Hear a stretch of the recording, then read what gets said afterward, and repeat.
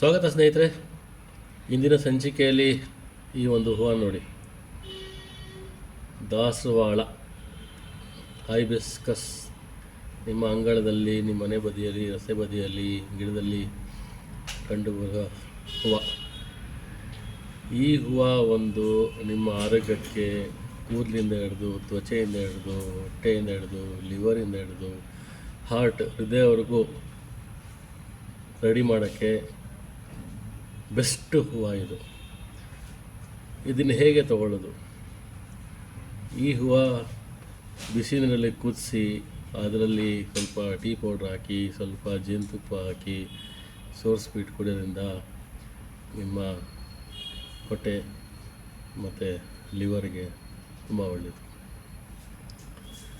ಈ ಹೂವು ಜೊತೆ ಸ್ವಲ್ಪ ನುಗ್ಗೆಕಾಯಿ ಸೊಪ್ಪು, ನುಗ್ಗೆ ಸೊಪ್ಪನ್ನು ಇದ್ರ ಜೊತೆ ಕುದಿಸ್ಬಿಟ್ಟು ಕುಡಿಯೋದ್ರಿಂದ ಅದ್ಭುತ ಲಾಭ ಇದೆ. ಆ್ಯಂಟಿ ಆಕ್ಸಿಡೆಂಟು, ಹೃದಯ ಸಂಬಂಧ ರೋಗಕ್ಕೆ, ನಿಮ್ಮ ತ್ವಚೆಗೆ ರೆಸ್ಟೋರೇಷನ್, ಅಂದರೆ ನಿಮಗೆ ಯಾರು ನಿದ್ದೆ ಬರೋಲ್ಲ ಅಂಥವರು ಈ ಇದ್ರದ್ದು ಮತ್ತು ನುಗ್ಗೆ ಸೊಪ್ಪು ಕಷಾಯನ ಕುಡಿದು ಮಲಗಿದ್ರೆ ಒಳ್ಳೆ ನಿದ್ದೆ ಬರುತ್ತೆ. ಮತ್ತು ಲಿವರ್ ಕ್ಲೆನ್ಸ್ ಮಾಡೋಕ್ಕೆ, ಬಿ ಪಿ ತಡೆಗಟ್ಟೋಕ್ಕೆ, ಮತ್ತು ನಿಮ್ಮ ಇಮ್ಯುನಿಟಿ ಜಾಸ್ತಿ ಮಾಡೋಕ್ಕೆ.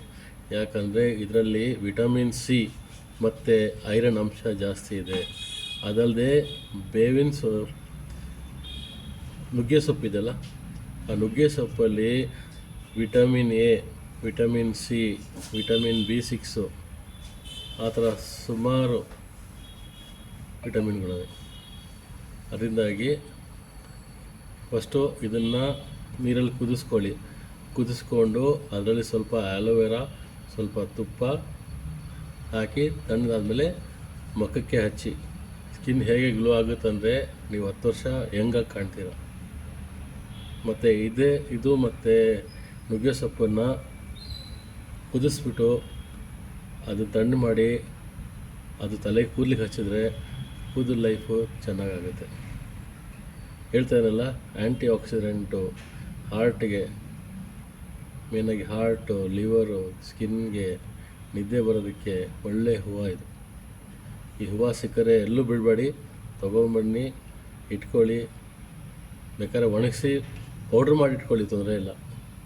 ಬಟ್ ಕುಡೀರಿ ಇದನ್ನು.